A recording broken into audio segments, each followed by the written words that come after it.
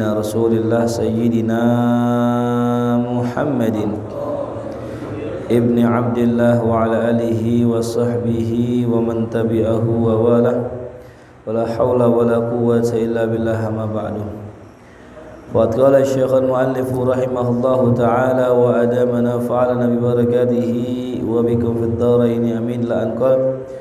Wa qad rawa an-Nasa'i wa sahibuhu Ibnu Sunni fi kitabaihima Amal al-yawmi wal laylati bi isnadin sahihin an Abi Musa al-Ash'ari radhiyallahu anhu qala ataitu Rasulullah sallallahu alaihi wasallam bi wudu'in fatawadda'a fasami'tuhu yad'u yaqulu Allahumma ighfir li dhanbi wa wassi' li fi dari wa barik li fi rizqi. Faqultu ya Nabi Allah sami'tuka tad'u bi kadza wa kadza. Qala wa hal tarakna min syai'. Tarjama Ibnu Sunni li hadzal hadis. Alhamdulillah, puji syukur kehadirat Allah Subhanahu wa taala di pagi hari yang cerah ini. Kita masih sama-sama diberikan nikmat oleh Allah, nikmat iman, Islam, sehat walafiat. Mudah-mudahan Allah Subhanahu wa taala tambahkan nikmat-nikmatnya pada kita semua. Amin ya rabbal alamin. Kita masih melanjutkan pembahasan tentang zikir-zikir yang dibaca ketika wudu. Ya. Kemarin sudah kita bacakan tentang bacaan-bacaannya. Ketika basuh mulut, ketika istinsyak, ketika basuh wajah, ketika basuh tangan sampai kaki, itu semua memiliki doa. Cuman doa tersebut bukanlah bersumber dari Rasulullah. Itu doa adalah karangannya alim ulama. Akan tetapi ada sebuah riwayat waqad rawa an-Nasa'i. Imam Nasa'i meriwayatkan, begitupun sahibuhu, sahabatnya yang bernama Ibnu Sunni. Di dalam kitab keduanya akan amalan siang dan malam. Ya, ada amaliyah siang dan malam. Bi isnadin sahihin, dengan sanad yang sahih. Ya. Jadi hadis itu hadirin, kalau sahih maka 5 ketentuannya. Yang pertama ittisalus sanad, sanadnya nyambung, enggak terputus. Yang kedua yarwihi, ya, thiqah an mithlihi, diriwayatkan oleh orang yang thiqah, ya. Yarwihi adal, orang yang apa? Adil, ya. Kalimat adil di sini, orang ini enggak pernah maksiat. Terus tidak ada illah dan tidak ada kejanggalan atau syadz, ya. Nah, baru dianggaplah riwayat tersebut sebagai riwayat yang sahih. Dari Abu Musa al-Ash'ari radhiyallahu anhu, salah seorang sahabat Rasulullah sallallahu alaihi wasallam. Ya.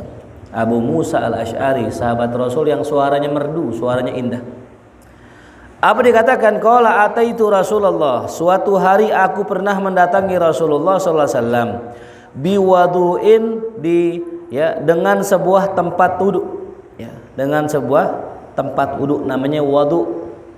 Kalau wudu artinya wudu, tapi kalau tempat wudu namanya wadu. Makanya dipakai dalam bahasa kita waduk namanya. Apa waduk? Tempat air. Kemudian Nabi berwudu di situ. Ya. Fasami'tuhu, aku dengar Rasulullah yad'u, di dalam wudunya Rasul berdoa. Nah, ini dia, ya. Jadi Rasulullah pernah berdoa ketika wudu. Apa doanya? Allahumma ighfir li zambi, ya Allah ampunilah dosa-dosaku. Ya. Emang Rasul punya dosa? Ya enggak punya. Rasul begini ngajarin kita.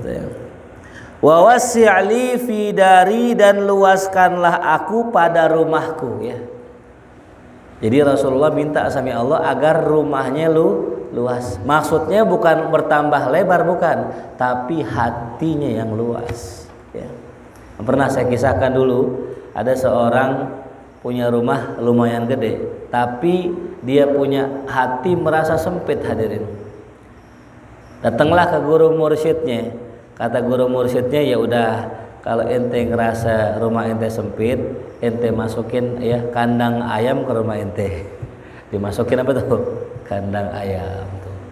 Habis kandang ayam rapi, laporan lagi, guru, rumah saya makin sempit, ini ada ayam ini. Ya udah kalau gitu masukin juga kambing ke situ, ikat di dalam rumah ente, dimasukin kambing. Besoknya laporan lagi, guru, rumah saya makin sempit ini guru. Ya. Udah dah gini, ente keluarin semuanya, ayam ente keluarin, kambing ente keluarin, ente bersihin, dah. Tuh. Pas dikeluarin ayam dari rumahnya, dikeluarin kambing dari rumahnya, ternyata rumahnya berasa lega. Karena sebelumnya sempit. Ternyata yang bikin sempit bukan apa? Bukan luas rumahnya, tapi hati si pemilik rumah. Ya. Walaupun rumahnya kecil, tapi di situ diisi dengan sholat, diisi dengan baca Quran, rumah tangganya sakinah, mawaddah warahmah, istri nggak pernah marah, laki-laki soleh, suka ngaji, suka sedekah, insya Allah rumah kecil tapi berasa luas tuh. Jadi kalau kita mau merasa rumah kita luas, bukan rumahnya yang dilebarin, bukan. Ya. Jelas ya. Tapi apanya? Tapi hati kita yang dilebarin tuh. Ya. Percuma rumah gede, rumahnya gedong 2 lantai bahkan 3 lantai, kalau hatinya sempit tetap berasa sempit. Nah ini Rasul berdoa, Allahumma wassi' li fi dari. Ya Allah, luaskan untukku rumahku.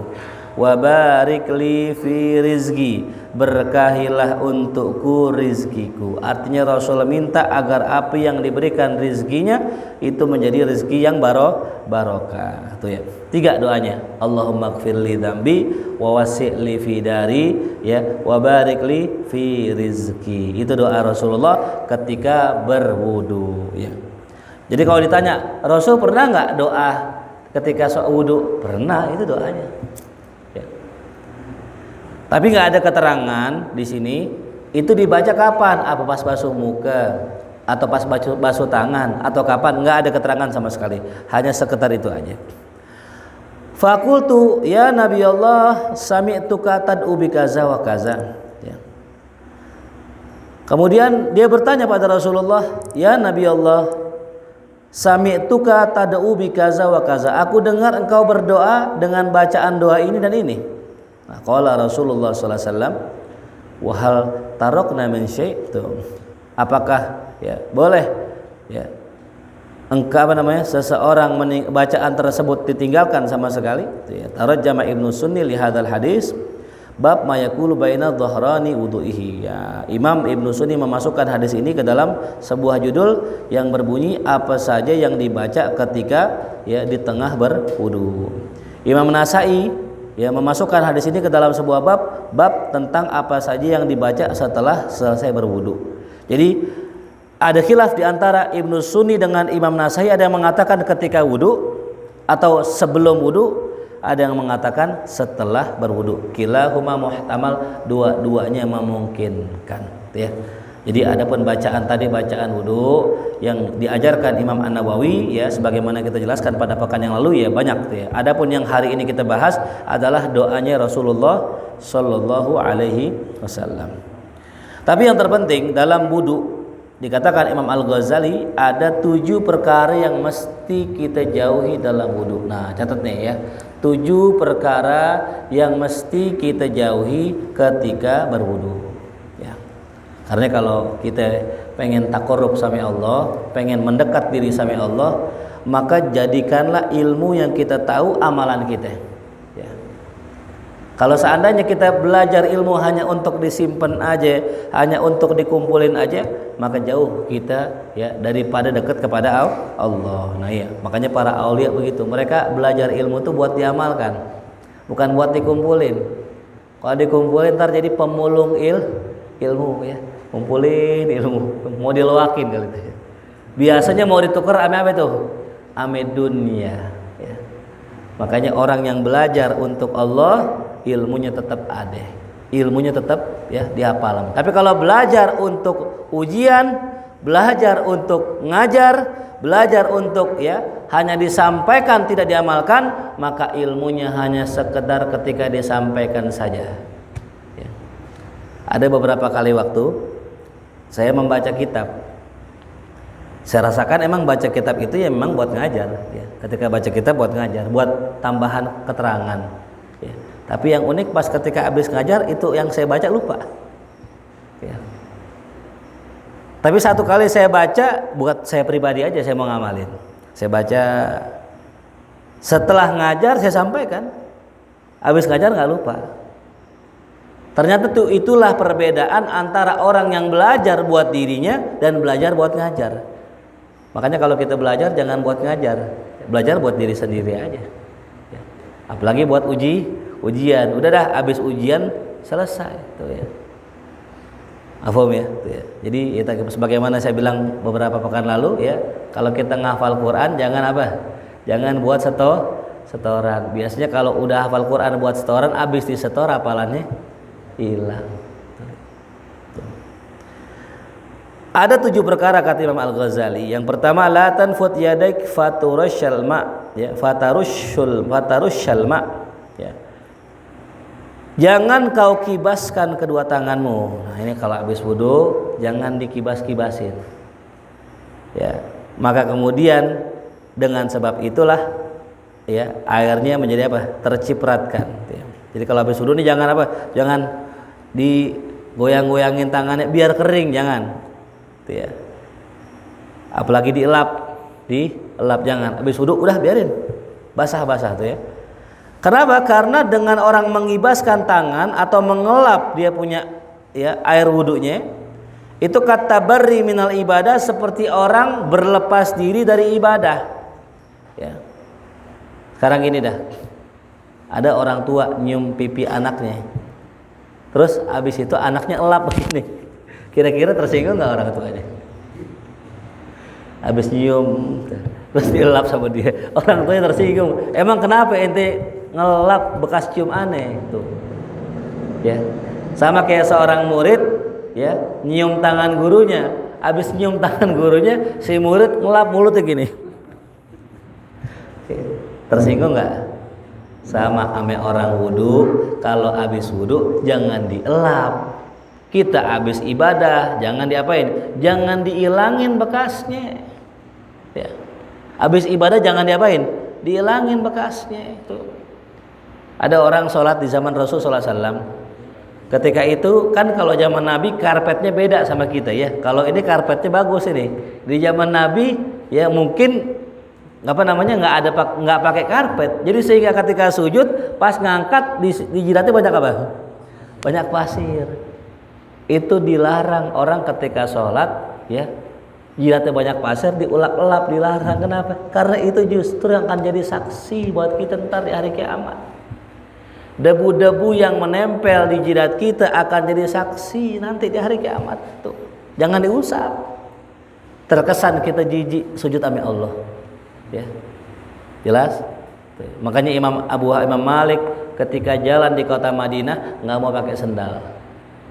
Ditanya kenapa kok emang antum nggak pakai sendal? Ane pengen kaki ane bertepatan menginjak pasir yang pernah diinjak Rasulullah. Jadi asar tuh penting, bekas tuh penting. Kalau seandainya kita punya anjit, kita punya kakek, kita punya orang tua ninggalin bekas, pasti ketika kita lihat bekas itu kita ingat kakek kita. Apalagi bekasnya Rasulullah, apalagi asarnya Rasulullah, itu yang sangat penting. Makanya kita ini mati obor gara-gara asar-asar orang tua kita dihilangin. Kalau bahasa kata di masjid ya, punya asar, punya bekas dari orang tua dulu, jangan gampang dihilangin, biarin, pertahankan. Contoh Masjid As-Salafiyah ya, dulu pembangunan tahun sekian, renovasi, belilah gubah, belilah mimbar. Itu mimbar dari zaman dulu sampai sekarang itu juga. Walaupun masjid udah bagus, udah renovasi, mimbarnya itu juga. Bahkan tongkatnya dari dulu sampai sekarang itu juga. Agar kenapa? Agar tetap ada bekas daripada orang-orang tua dulu. Karena bekas itu penting, ngingetin kita ame perjuangan orang dulu. Ya. Lihat Rumah Pahlawan, masih ada nggak sampai sekarang? Masih dijaga barang-barangnya agar apa? Kita ingat jasa pahlawan kita. Maka yang paling ya sering ngancurin asar-asar ini orang Wahabi. Ya. Itu Masjidil Haram, ya, Masjid Nabawi itu, rumahnya Rasulullah sekarang dijadiin perpustakaan. Ya. Makom-makom dulu di Baki itu banyak kubahnya, sekarang hancur semua kubah. Ya. Kalaupun seandainya makam Rasul SAW itu bisa dibongkar, kalau perlu bongkar dulu. Cuman Allah jaga. Makanya tradisi ya orang-orang dulu jangan dihilangin selagi baik itu ya. Agar ngingetin kita ame orang dulu sama tadi, termasuk juga ibadah, bekas-bekas ibadah jangan dihilangin. Maka fahuwa khilaful aula, maka hukumnya apa? Khilaful aula, hukumnya adalah menyalahi sesuatu yang lebih afdol. Ya.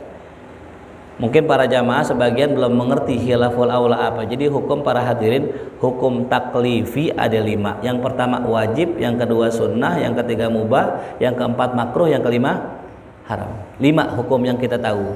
Ya. Apa contohnya hukum wajib? Sholat 5 waktu. Apalagi puasa Ramadan. Apa hukumnya sunnah? Azan. Apa hukumnya sunnah? Ya, duha. Apa hukumnya mubah? Ya, mubah contohnya makan. Contohnya nih nikah, hukumnya mubah. Apa yang hukumnya makruh? Ya, sholat, ya, nggak pakai peci. Apalagi yang makruh, ya, syurbud dukhon, ya, ngerokok. Apalagi ngerokok orang, haram itu. Rokok orang diambil tuh haram. Yang kelima apa yang haram? Ya zina dan sebagainya. Baik. Adapun khilaful aula ini perlu kita jelaskan. Khilaful aula juga termasuk hukum. Ya. Saya mau tanya, orang kalau sholat begini kan, tangan kanan di atas tangan kiri. Saya balik nih, tangan kiri saya di atas yang kanan begini. Ada nggak larangan Rasulullah? Nggak ada. Cuman hukumnya ya khilaful aula. Gitu. Ya. Jadi kalau sesuatu hal yang kita kerjakan tidak ada larangannya, namun dia tidak sama dengan yang sunnah, maka hukumnya khilaful aula. Contoh, orang takbir kan begini, 2 laki-laki Allah sampai telinganya, Allahu Akbar. Terus saya misalnya gini, Allah, saya balikin tangan saya begini. Ada nggak hadis yang bilang begini? Nggak ada. Ada nggak larangannya? Nggak ada. Namanya khilaful aula. Jadi khilaful aula itu adalah suatu perbuatan yang tidak pernah dicontohin Nabi, namun tidak dilarang. Nah itu namanya khilaful aula. Ya, sama kayak tadi taruh tangan di sini. Jadi begini. Nah itu khilaful aula. Termasuk tadi ngelap wudu. Nabi betul nggak pernah larang. Tapi ya hal tersebut kurang bagus. Maka namanya apa tadi? Khilaful aula. Yaitulah perbuatan yang dihindari oleh para aulia. Ya para hadirin, bukan cuman haram yang ditinggalin wali, bukan cuman makruh, tapi juga yang khilaful aula. Ya, bahkan dalam kitab Minahus Saniyah dikatakan oleh Syekh Abdul Wahab Syaroni, seorang murid nggak sempurna tobatnya selama belum tobat dari yang 3. Yang pertama, tobat dari yang haram. Ya, dari maksiat yang zahir maupun batin. Yang kedua, tobat dari yang makruh. Ini yang makruh tinggalkan ini. Apa contohnya makruh? Sholat dalam keadaan ngantuk. Itu makruh hadirin. Ya. Bahkan ada orang ketika sholat dalam kondisi ngantuk, orang-orang udah salam, dia masih tahiyat akhir. Ada gak yang begini itu? Ada jamaah kita ajak sholat tasbih, kan tasbih panjang tuh. Ya. Pas sujud terakhir sholat tasbih, ini anak khusyuk banget dah. Orang udah salam dia masih sujud ternyata tidur. Makanya makruh hukumnya sholat dalam keadaan termasuk sholat dalam keadaan pengen kencing, ditahan. Nah itu makruh. Ya. Tunaikan dulu hajat kita itu ya. Makanya buat para suami itu ya, tuh. Tunaikan hajat kita sebelum kita sholat. Ya. Jangan sampai sholat cuman pikiran pengen ngerokok, mulut asem, udah ngerokok dulu lah setengah batang. Cuman jangan habis ngerokok jangan taruh sini rokoknya ya. Ntar nyala kena kipas angin tuh ya. Ntar dilempar masuk ke bajunya ustadz. Nah ya. Nah, jadi wakada tansyif bila udhr, begitupun ngeringin wudu tanpa uzur tuh. Ya, wa huwa akhdhul ma' bi khirqah, yaitu dia itu menyerap air dengan kainan atau dengan tisu tuh ya. Jadi ibu, bapak habis mandi wajib, habis wudu, jangan dielap. Jangan dikeringin. Ya. Apalagi anggota wudunya. Pas bagian muka jangan dikeringin, biarin basah cakap itu. Ya. Banyak kayak orang yang habis mandi terus wudu dia keringin tuh anggota tubuhnya. Itu makruh hadirin ya. Itu ditinggalkan tuh sama para aulia, sampai dikisahkan ada seorang ulama namanya Imam Fudail bin Iyad. Ya. Ini kisah maktub dalam kitab Syarah Risalah Al-Qusyairiyah. Suatu hari Imam Fudail bin Iyad, beliau itu sedang jalan menuju sholat Jumat, tiba-tiba sendalnya putus. Ketika sendalnya putus, dijahit sama beliau. Ketika habis dijahit, ya, belum selesai dijahit, ada anak muda lewat. Ya Syekh, boleh nggak aneh bantuin antum ngejahit sendal? Ya, ditolongin. Ya dah khair, boleh. Ketika itu anak muda lagi jahit sendal, Imam Fudail mengatakan begini, ya fulan, wahai anak muda, tahukah engkau kenapa sendal saya putus? Kenapa wahai guru? Kenapa wahai Syekh? Tadi sebelum saya berangkat ke sini, saya lupa mengerjakan mandi sunat Jumat. Belum sempat kelupaan, dia kelupaan dari mandi sunat Jumat. Maka Allah tegur saya dengan sendal saya putus. Ya. Jadi hadirin, kalau para aulia tuh kalau ngerjain yang makruh ditegur, kalau ninggalin sunnah ditegur. Kalau seandainya kita jadi wali, teguran mulu tiap hari. Duha lewat, witir kesiangan, qobliyah kagak ngerjain, ditegur. Makanya kita amannya udah dah, kita jadi muridnya wali aja udah, ya kan gitu.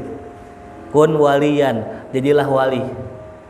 Au murid waliyin, atau muridnya seorang wali. Kenapa? Ya kalau orang jadi wali kalau nggak kuat ya tadi. Karena kalau seorang wali hadirin itu saringannya halus. Hal-hal yang buat orang maklum biasa aja, buat wali dosa itu. Termasuk tadi ninggalin sunnah. Jumatan kagak pakai mandi lah gitu kan ya. Ya. Nah, jadi ya, buat kita ya ahsannya tadi, kalau nggak bisa jadi wali, minimal kita berguru sama seorang wali, atau ya kita hadir di majlisnya wali. Tuh. Kapan tuh hadir majlis wali? Ya paling ininya pas haul lah. Ya. Saya yakinnya kalau orang hadir di acara haul pasti di situ ada wali, pasti. Ya. Karena ajarannya daripada Sidi Syekh Abdul Wahab Asy-Sya'rani, beliau katakan tidaklah berkumpul 40 orang dalam suatu majlis illa wa fihim wali min auliillah, melainkan pada perkumpulan itu pasti ada walinya.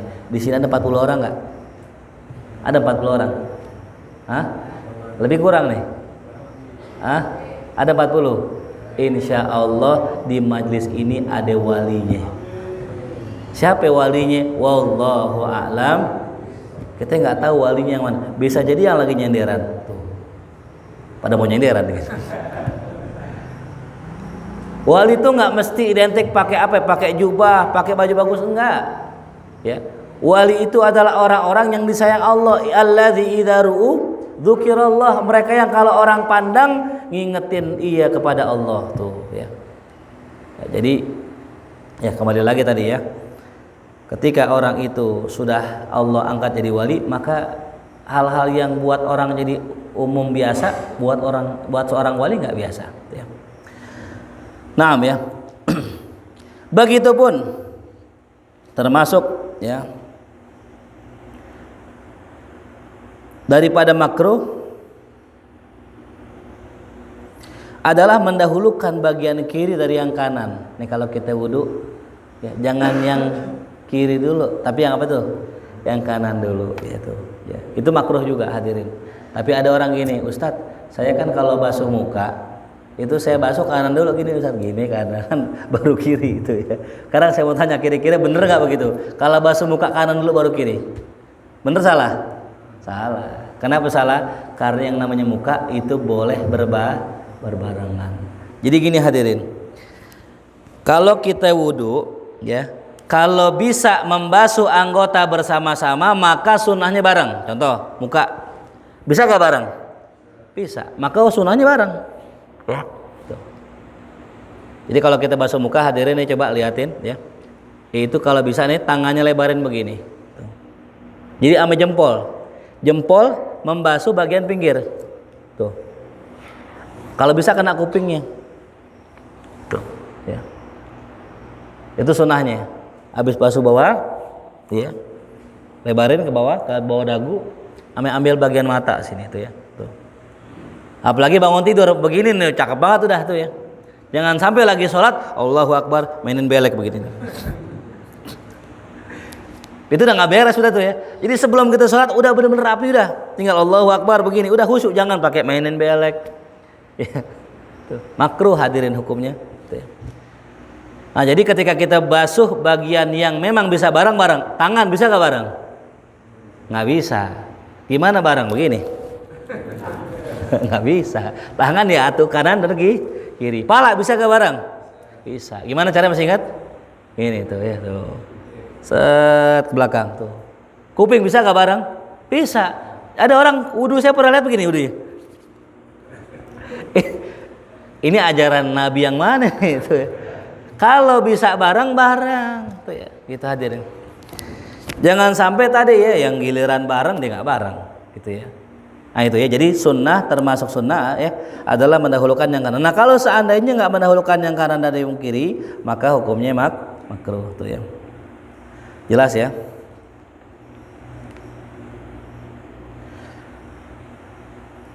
Kemudian yang kedua, yang makruh dalam wudu, wala taltim wajhak, jangan kau tampar wajahmu. Nah kalau basuh muka jangan pakai cepak gitu, jangan ya. Kan ada orang wudu gitu tuh, cepak sebelahnya nyimprat ya. Kalau bisa pelan-pelan tuh ya tuh. Karena wajah ini bagian yang dimuliakan Allah. Bahkan dulu saya kan ngajar silat dulu, pernah ngelatih silat. Saya baca sebuah hadis dalam kitab Jami' As-Shaghir karangan Imam As-Suyuti. Ada Nabi kita Muhammad SAW ya bersabda, kalau pengen mukul jangan mukul wajah. Kalau pengen mukul jauhin wajah. Nih wajah jangan sampai dipukul. Ya. Kalau anak nggak sholat, maka orang tua ya wajib nyuruh. Kalau nggak mau, maka wajib dipukul ya, dengan pukulan yang tidak menyakitkan ya. Kalau bahasa kita mungkin nabok kali ya. Di mana lokasinya? Nah pokoknya selain muka udah, mau di pundak boleh ya. Misal ada anak kita, nak sholat nak, iya pak, nggak dengerin juga, nak sholat, iya pak, tepak pundaknya, soli gitu, soli atau pahanya ya. Jangan nepak muka gitu ya. Jadi kalau kita mau mukul silakan, tapi hindari muka. Makanya di pesantren tuh kalau ada yang salah sholatnya telat, itu yang digebuk belakangan ya. Cuman kadang-kadang kelewatan juga, gebuknya kadang pakai kayu debu gitu tuh, pakai kaso. Yang paling cakap kalau mau ngebuk pakai apa tuh? Sorban. Tuh, cuman dalamnya kaso. Sama juga. Rotan, tuh ya, pakai rotan. Tuh ya. Hindari organ-organ vital, tuh ya. Jangan sampai kita mukul, akhirnya apa? Justru mudarat buat dia. Makanya pukulannya tidak boleh menyakitkan. Pukulannya sekedar syarat doang. Tuh ya. Nah, jadi jangan kita wudu dengan apa? Menampar wajah kita, tuh ya. Wala ra'saka ya bil ma'ilatban, juga jangan kita ya pukul kepala kita dengan air tuh ya. Artinya kita alirkan saja, kita basuh muka, kita alirkan kepala. Yang ketiga, wala tatakallam fi atna'il wudu, jangan ngomong ketika wudu bila uzrin, tanpa adanya uzur syar'i. Tuh, jadi lagi wudu jangan ngomong hadirin. Ya, bukannya haram, bukan makruh, kecuali ngomongnya itu uzur. Contoh misal ada orang minjem motor ya, minjem motor, kita lagi wudu nih, bang minjem motor ya, masih wudu lagi, biarin aja lah, bang minjem motor ya, ditugasin lagi, jawab kalau begitu boleh ya bawa pakai aja, wudu lagi terus itu nggak apa-apa ya. Jadi di kamar mandi nggak boleh ngomong, pas wudu nggak boleh ngomong, kecuali uzur tuh ya. Jadi kalau di WC boleh nggak ngomong? Boleh ya. Air mati, lagi buang air besar, belum disiram, belum cebok, Didiem aja sampai duha tuh dari subuh. Sampai duha, sampai kering tuh ya Allah Akbar. Bilanglah ya. Bang, air nyalain, nggak apa-apa, boleh. Ya. Jelas ya. Lagi masak, mandi dulu, lupa matiin kompor. Boleh bilang Pak, deh matiin kompor silakan. Ya. Jadi hal-hal yang dimakruhkan sebenarnya semua perkara yang makruh bisa menjadi mubah kalau uzur. Tidur habis subuh makruh nggak? Makruh. Tapi dia harus kerja, malam begadang bantuin Pak RT. Baru tidur habis subuh. Kan makruh tuh. Tapi karena dia jam 8 harus kerja, cuman itu doang waktu tidur nggak apa-apa, nggak makruh. Habis asar tidur makruh nggak? Makruh. Cuman kalau uzur boleh aja. Misal pulang kerja malam pengen ngaji. Kalau dia nggak tidur ngantuk malam ngaji, tidur habis asar nggak apa-apa, boleh. Cuman jangan tiap hari. Tuh, ya. Jelas? Sholat nggak pakai peci, makruh nggak hukumnya? Makruh. Cuman peci ketinggalan di rumah, pengen ngambil takut ketinggalan jamaah. Ya udah nggak apa-apa, sholat tanpa peci. Yang tadinya makruh jadi mubah. Ya. Cukur jenggot nih, jenggot. Hadirin ya, kalau punya kumis jenggot, kalau bisa jangan dicukur. Kalau kumis sunah dicukur ya. Kalau jenggot jangan. Ya. Saya lupa terakhir kali nyukur jenggot kapan. Yang jelas pokoknya kalau cukur pun pasti saya sisain, nggak mungkin habis. Kenapa? Nyukur jenggot habis makruh. Bahkan mazhab Hambali haram. Makanya orang Wahabi itu yang bermazhab Hambali, mereka itu nggak pernah nyukur jenggot. Jenggotnya panjang-panjang sampai sini. Kalau nyambung dari sini sampai bawah sini, sampai dada tuh. Nyambung saking panjangnya, sampai bulu hidung nyambung ke sini tuh ya tuh. Dijaga jenggotnya ya, itu hukumnya tadi imma haram imma makruh. Tapi kalau orang misalnya pengen kerja, kata bosnya ya semua karyawan nggak boleh miara apa? Bulu di wajah, maka boleh saja dicukur. Ya. Yang tadinya nyukur jenggot makruh atau haram menjadi boleh karena apa tadi? Uzur. Ya. Pokoknya segala macam bentuk makruh kalau ada uzur syar'inya maka jadi boleh, jadi mubah. Ya. Itulah enaknya syariat ya. Kalau kita ngerti ilmu enak tuh. Wala yukrahul kalam lahu walau min arin, tidak makruh ya. Tidak makruh bicara tuh ya. Kalau ada uzurnya ketika berwudu tuh ya. Walau min arin, sekalipun dia itu dalam kondisi tidak berbusana. Ya. Jadi ada pertanyaan begini, kalau wudu boleh nggak telanjang? Maaf ya. Kalau wudu boleh nggak telanjang? Ya. Kan pertanyaan, lagi mandi wajib, pengen wudu, kan gitu. Boleh nggak telanjang? Jawabannya boleh. Ya, boleh. Cuman memang paling bagusnya menutup aurat, ya gitu. Karena memang wudu itu kalau ditanya paling bagus di mana, di WC apa di kamar mandi apa di luar? Bagusnya di luar. Cuman di luar kagak ada tempat wudu, apalagi perempuan. Kalau di luar wudu di luar pasti kelihatan aurat. Maka buat perempuan yang paling cakep wudunya di kamar mandi. Tuh. Ya.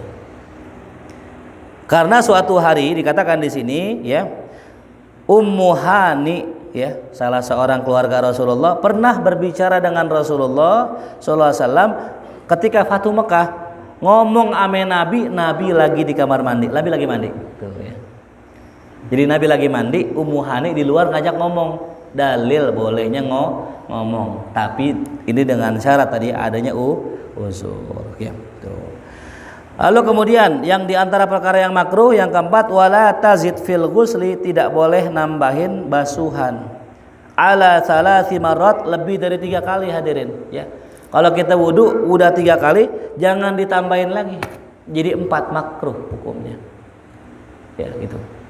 Karena dianggap buang-buang air, kecuali basuhan ketiga belum yakin, tambahin sampai 5, jangan 4. Sampai berapa? 5. Ya kayak orang misalnya takbir ya, Allahu Akbar, ragu nih, Allahu Akbar, ahsannya 3 tambahin, jadi pas Allahu Akbar ya, yang kedua takbir lagi yang ketiga, jadi ngambil apanya? Ganjil. Sama cebok gitu juga, basuh wudu begitu juga, jangan ambil ya 4, jangan, tapi ambil berapa? 5 kali basuhan tuh ya. Nah, tapi Bahkan dikatakan orang yang basuhnya itu berlebihan juga bisa menjadi haram. Kapan? Waktunya pengen habis, udah 2:30 lewat, pengen asar, nggak boleh hadirin basuh wudu 3 kali haram. Jadi kalau waktu pengen habis, apalagi mama nih misalnya lagi head terus suci bersih, waktu pengen habis jangan lama-lama wudunya, cukup nggak ngerjain yang wajib tanpa sunnah. Muka sekali, tangan sekali, pala sekali, kaki sekali, nggak usah kuping, nggak usah mulut, nggak usah hidung, dan sekali-sekali aja. Kenapa? Kalau kita mengerjakan yang sunnah, kita sibuk dengan yang sunnah sampai kita kelewatan waktu sholat, maka haram wudhu kita, ya, haram. Jadi ada kasus wudhunya sah, cuman haram itu. Apalagi contohnya wudhu pakai keran orang, sah tapi haram. Pengen sholat nih, waduh, pengen wudhu di mana? Ada keran rumah orang, kita wudhu aja di situ, haram hukumnya. Sah nggak wudhunya? Sah. Sah nggak sholatnya? Sah. Cuman wudhunya haram. Ya. Bagaimana biar nggak haram? Istihlal, minta dihalalkan. Ketok tuh rumah, assalamualaikum bu, udah wudhu nih, udah kadongan wudhu. Ada apa ya pak? Boleh minta air nggak? Oh iya pakai aja. Nah, halal tuh. Ya. Jadi kalau kita ngambil barang orang, merampas hak orang, maka hukumnya haram kecuali kita istihlal, minta dihalalkan. Dulu masih kecil pernah nyerampang manggahnya Pak Haji misalnya. Udah gede inget, astagfirullah, dulu pernah nyerampang manggah dia. Nah datang pas lebaran ke rumah Pak Haji, maafin dulu, aneh masih kecil-kecil suka nyolong mangga antum. Kata Pak Hajinya, wah nggak bisa. Ente harus ganti. Kalau enggak ente kawinin anak saya. Anak saya cuma laki. Astagfirullah. Kawin anak saya. Oh iya, anak saya buta. Ya, Masya Allah. Kisahnya siapa tuh? Ya orang tuanya Imam Syafi'i. Ya. Wakilan yang mengatakan Abu Hanifah. Ya jadi tidak boleh kita sibuk-sibuk dengan yang sunnah tapi ninggalin yang haram. Ngerjain yang apa? Ninggalin yang wajib. Malam tahajud dari jam 1 sampai jam 3, subuhnya duha bareng. Pas lihat kok sholat duha pakai kunut ini. Masya Allah ya. Ini namanya nyari jarum kampak hilang ini ya tuh. Makanya yang pondasi dulu hadirin nih, saya kasih ajaran kata guru saya gini. Orang tuh pengen jadi wali. Itu kadang dia itu nyari jarum kampak hilang. Intinya orang pengen dekat sama Allah. Nomor pertama, jauhin maksiat, selesai udah tuh. Jauhin maksiat sejauh-jauhnya. Ya. Nggak usah duha dulu, nggak usah tahajud dulu, nggak usah wirid dulu, nggak usah. Cukup tinggalin maksiat. Nah masalahnya kita kan nggak tahu apa aja maksiat, ya. Kita nggak tahu apaan aja kesalahan. Contoh mohon maaf, orang habis makan. Dia punya kotoran nyelip di giginya, dibuang di masjid begini, lagi sholat begini dibuang gitu. Itu dosa hadirin. Ngebuang sisa makanan ke dosa itu. Banyak yang nggak tahu. Terus ngopel melempar aja gini tuh. Mana kena bajunya imam lagi. Kalau bisa ada nyelip kotoran, kantongin tuh yang bener begitu. Ya. Jelas ya. Nah, jadi banyak hal-hal yang haram tapi kita kerjakan. Apalagi masalah muamalah nih, masalah jual beli, ngeredit emas, tuh nggak boleh hadirin. Emas tuh harus cash belinya. Kan sekarang banyak tuh kredit emas, ya bangke, tahu bangke? Bank keliling, minjem sekian, dapatnya sekian, minjem 1 juta, dapatnya 800, itu nggak boleh hadirin, haram. Ya, namanya bangke tuh. Nah kalau minjem 1 juta, yang dikasih 1 juta, pulang nggak usah lebihin, kecuali yang minjem ya kasih lebih nggak apa-apa, cuman jangan pakai kode. Ya. Nih kasih bu, minjem 1 juta ada nggak? Ada nih. Tapi lu pahamkan ya, lu pahamkan ya itu yang riba itu nggak boleh. Maka bolehnya orang ngelebihin duit kalau nggak disyaratin. Misal ada orang minjemin duit kita 20 juta. Karena kita ngerasa wah jarang banget nih orang baik kayak dia. Ya kan jarang orang minjemin duit 20 juta. Kenapa? Ya jangan 20 juta, 20.000 aja kagak balik. Cepet nggak balik. Ya. Makanya saya pesan buat para ibu-ibu, bapak-bapak, kalau mau minjemin duit orang silahkan, cuman jangan sampai gerutu apalagi berantem. Karena minjemin duit hukumnya sunnah, berantem hukumnya haram. Jangan sampai ngerjain sunnah jadi ngerjain yang Kalau emang kita nggak bisa bantu sesuai dengan yang diminta, bilang begini aja, Pak, mohon maaf, saya nggak bisa ngasih 4 juta, saya cuma ada 1 juta, nih dah tuh. Dan niatin dalam hati, kalau dia nggak bayar pun nggak apa-apa, ntar di akhirat aja bayarnya. Tuh, ya. Jelas paham ya? Nah jadi kembali lagi tadi tuh, kalau kita pengen dekat sama Allah, nggak usah tahajud dulu, nggak usah duha dulu, tinggalin yang haram dulu dah, bab kita. Ya. Tinggalin apa tuh? Yang haram. Karena memang itu tuh intinya, percuma nih kita isi air, mau air 1 bak, 1 ember, 1 kolam, kalau gelasnya kotor ya kotor aja tuh air. Dari kolam kita isi nih beningnya air, kita masukin hati kita kotor gara-gara maksiat, kita masukin jeruk keruh. Ya. Nah itu jadi kita mesti paham tuh ya, bahwasanya pengen dekat sama Allah butuh ilmu. Nah itu.